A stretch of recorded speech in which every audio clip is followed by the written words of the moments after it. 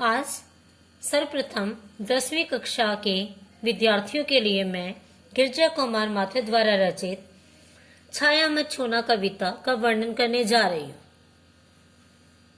कविता के माध्यम से कवि यह कहना चाहते हैं कि जीवन में सुख और दुख दोनों उपस्थितियां रहती हैं। हमें सुख में अधिक इतराना नहीं चाहिए और दुख में घबराना नहीं चाहिए। विगत जो बीत गया है उस सुख को याद करके वर्तमान के दुख को और गहरा करना गलत है, अर्थात तर्कसंगत नहीं है। कवि के शब्दों में इससे दुख दोना हो जाता है। कवि का मानना है कि अगर हम अतीत की बातों का स्मरण करेंगे तो वर्तमान चाहे अनुकूल है चाहे प्रतिकूल है हमारे पक्ष में नहीं रहेगा। वर्तमान से पलायन कर जाएंगे।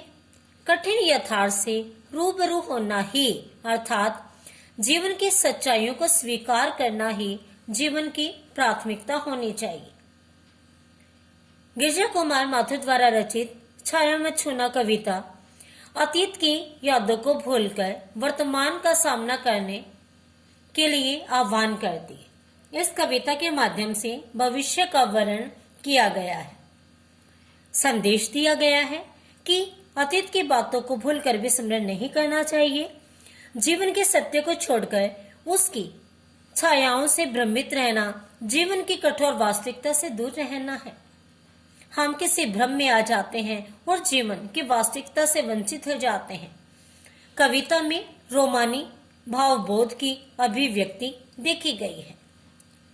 मेरे प्यारे विद्यार्थियों को कविता का परिचय था, कविता का जो आधार था, भूमिका थी, समझ आ गई है। छाया मत छूना अर्थात अतीत की बातों को याद मत करना। हमारी कविता का शीर्षक है छाया मत छूना।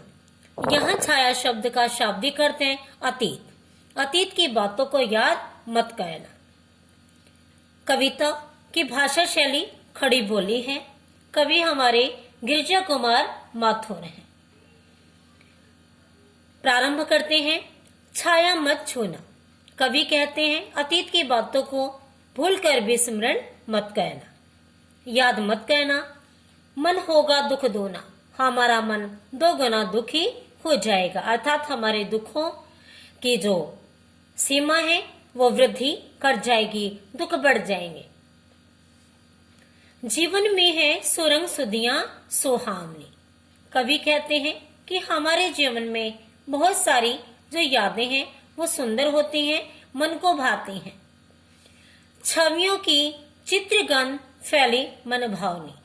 जो जीवन में यादें हैं वो केवल इस समय वर्तमान समय में चित्र के रूप में अपने महक छोड़े हुए हैं।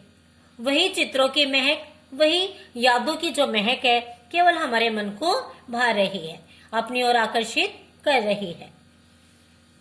तन सुगंध शेष रही बीत गई यामिनी। यहाँ अतीत की बातों को याद न करके गिरजा कुमार माथुर अनेक पंक्तियों के द्वारा जीवन के अनेक रहस्यों को उद्घाटित करते हैं। संदेश देते हैं कि हमें अतीत की बातों का स्मरण नहीं करना चाहिए। अर्थात क्या लिख रहे हैं? तन सुगंध शेष रही बीत गई यामिनी। कवि जी का मानना है कि जो यादें थी वो केवल उनके तन में, मन में रह गई है। बीत गई यामिनी। यामिनी का शाब्दिक अर्थ होता है रात। रात तो बीत गई है, केवल उसकी यादें रह गई हैं। कुंतल के फूलों की याद बनी चांदनी। यहाँ कवि ने अपने किसी जीवन में एक आने वाले किसी प्रियतम का जिक्र किया है। कुंतल का अर्थ होता है बेटा, शाब्दिक अर्थ होता है लंबे केश। कुंतल के फूलों की याद बनी चांदनी कि कोई प्रियतमा थी उनके जीवन में। उसके लंबे लंबे केश, जब वह सुखद अवसर पर उसके साथ रहता था, वो जो चांदनी बातें होती थी, जो श्वेत बातें होती थी, अब तो केवल चांदनी मात्र उसके जीवन में रह गए, अर्थात याद मात्र ही रह गई है। भूली सी एक छुअन बनता हर जीवित अक्षर। अचानक ही भ्रम में आकर जब वह उस पल को स्पर्श करता है, स्मरण करता है, तो उसका वर्तमान समय जीवित हो जाता है। अर्थात जब हम अतीत के सुखों का स्मरण करते हैं, कंठस्थ करते हैं, उन्हें याद करने का प्रयास करते हैं, तो हम उन पलों में अपने जीवन को सुखद स्वीकार करते हैं। छाया मत छूना, मन होगा दुख दोना। कविता की प्रमुख पंक्ति को पुनः दोहराया गया है कि अतीत की बातों को स्मरण नहीं करना चाहिए, मन इससे दोगुना दुखी हो जाता है। यश है न वैभव है, मान है न सरमाया, जितना ही तू दौड़ा उतना ही भरमाया। गिरजा कुमार माथुर यहाँ समाज में मनुष्य के द्वारा जो लालसाएं हैं, जो उसकी तृष्णा है, उसको स्पष्ट करते हुए कहते हैं, यश है न वैभव है, मान है न सरमाया। हे व्यक्ति, जिस यश के लिए, जिस वैभव के लिए, जिस मान सम्मान के लिए, जिस धन के लिए तू उसे स्वीकार करने के लिए भ्रमित हो गया, उसके पीछे घूमता रहा।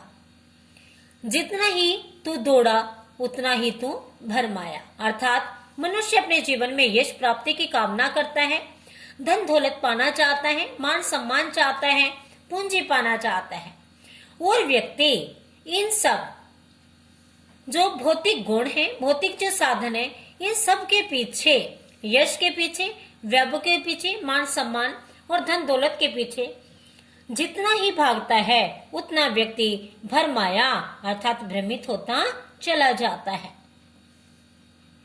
प्रभुता का क्षण बिंब केवल मृत तृष्णा है, हर चंद्रिका में छिपी एक रात कृष्णा है। जो है यथार्थ कठिन उसका तो कर पूजन। कवि यहाँ मनुष्य को लोभ, लालच, कामना, वासना को त्यागने का आह्वान करता है।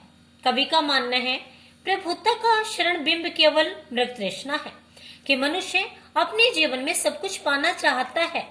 प्रभुता का शाब्दिक अर्थ होता है विद्यार्थियों बड़कपन। एक व्यक्ति सब कुछ पाना चाहता है, धन, श्रृंगार, रूप, संतान, धन दौलत, मान सम्मान। ये बड़कपन की जो चाह है वो मनुष्य के लिए केवल एक मृत तृष्णा के समान है।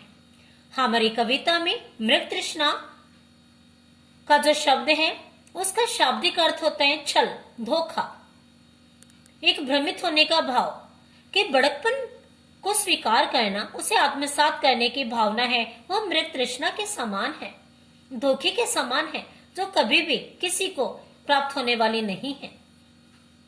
हर चंद्रिका में छिपी एक रात कृष्णा है, अर्थात हर चंद्रिका, हर चांदनी रात के बाद एक अंधेरी रात आती है। यहाँ मैं अपने विद्यार्थी को बताना चाहूंगी कि चंद्रिका का शाब्दिक अर्थ होता है चांदनी रात अर्थात सुख। कृष्णा का शाब्दिक अर्थ होता है अंधेरी रात अर्थात दुख। कि सुख के बाद दुख आते हैं और दुख के बाद सुख आता है। सुख दुख मनुष्य के जीवन में दोनों पहरे हैं, दोनों का होना जीवन में अति आवश्यक है, क्योंकि सच्चे सुख की प्राप्ति दुख होने के बाद ही प्राप्त होती है। जो है यथार्थ कठिन उसका तू कर पूजन। कवि कहते हैं हे मनुष्य, हे मानव, जो तेरे जीवन में सच्चाई है, वास्तविकता है, तो उसका पूजन कर, अर्थात तू उसे स्वीकार कर। छाया मत छूना, मन होगा दुख धोना। अगली पंक्ति में माथुर जी कहते हैं कि मनुष्य को किसी भी परिस्थिति में अपना धैर्य नहीं छोड़ना चाहिए। दुविधा हत साहस है, दिखता है पंथ नहीं। जब मनुष्य असफल होते होते अपना धैर्य खो देता है, उससे में कहा गया है दुविधा अर्थात मुसीबत, हत माने निराश हो जाना, गिर जाना, साहस माने उत्साह। कि दुविधा के समय, दुख के समय हमारा साहस, हमारी हिम्मत भी निराश हो जाती है। दिखता है पंथ नहीं, हमें कोई रास्ता दिखाई नहीं देता है। देह सुखियों पर मन के दुखांत नहीं। कवि मानते हैं कि मानव मन के शरीर में अनेकों बार देखने को मिलता है कि तन तो सुखी रहता है किंतु मन सुखी नहीं है। मन में अनेक विकार उत्पन्न होते हैं। वह सदैव अतीत की यादों में विचरण करता है और अतीत की यादों में विचरण करने के कारण उसका मन सदैव दुखी रहता है। इसलिए कहा है कई बार शारीरिक रूप से सुखी होने पर आवश्यक नहीं कि वह मानव मानसिक रूप से भी सुखी है। दुख ने चांद खिला शरद रात आने पर, क्या हुआ जो खिला फूल रस वसंत जाने पर। इस पंक्ति के द्वारा समय के महत्व को उद्घाटित किया गया है कि दुख ने चांद खिला शरद रात आने पर। कवि का कहना है कि यदि चांद खिलता है और रात शरद रात चली जाती है, उसके बाद चांद खिलता है तो चांद का कार्य रात्रि में निकलना है।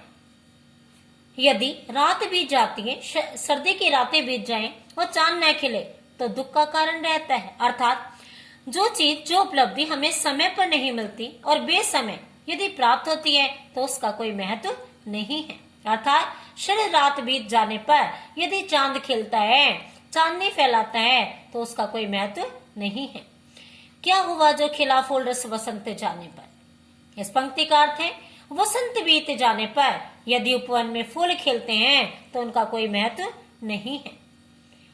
जो ने मिला भूलो से करतु भविष्य वर्णन। माथुर जी छाया मछुना कविता के माध्यम से अंत में प्रबलता से आह्वान करते हैं जो ने मिला भूलो से, हे व्यक्ति जो तुझे नहीं मिला वो तेरा नहीं था। धर्मों में, ग्रंथों में, उपन्यासों में भी कहा है जो हमारा होता है वो हमारे पास होता है और जो हमारे भाग्य में नहीं वो हमारे पास रहकर भी दूर चला जाता है। जो ने मिला भूलो से कर तू भविष्य वर्ण। जो तुझे नहीं मिला है उसे तू भूल जा और अपने भविष्य को चुन, स्वीकार कर। भविष्य अर्थात वर्तमान समय को यदि हम सुचारू रूप प्रदान करते हैं तो मेरे प्यारे विद्यार्थियों, भविष्य और अतीत स्वयं सुखद हो जाता है। छाया मत छूना, मन होगा दुख दोना। हे विद्यार्थियों, छाया अर्थात अतीत की बातों को याद न करने का आह्वान किया गया है, इससे मन दोगुना दुखी हो जाता है। अर्थात हमारी कविता का प्रमुख उद्देश्य था हमें अतीत की बातों को स्मरण नहीं करना चाहिए, वर्तमान में जीना चाहिए, जीवन की सच्चाइयों को स्वीकार करना चाहिए। जो भौतिक साधन है, संसाधन है, उनके पीछे अधिक भ्रमित होने की आवश्यकता नहीं है। सच्चा सुख बाहरी सांसारिक सुखों में नहीं, मन की शांति में है। समय का महत्व बताया गया है कि जो कार्य हम समय पर करते हैं, समय एक पक्षी की तरह है जो सदैव उड़ान भरता है। मनुष्य का मन भी उड़ान भरता है, किंतु उसके अपने मन पर, दूसरों के मन पर विजयी पाने वाला व्यक्ति ही सदैव चिरंजीवी रहता है।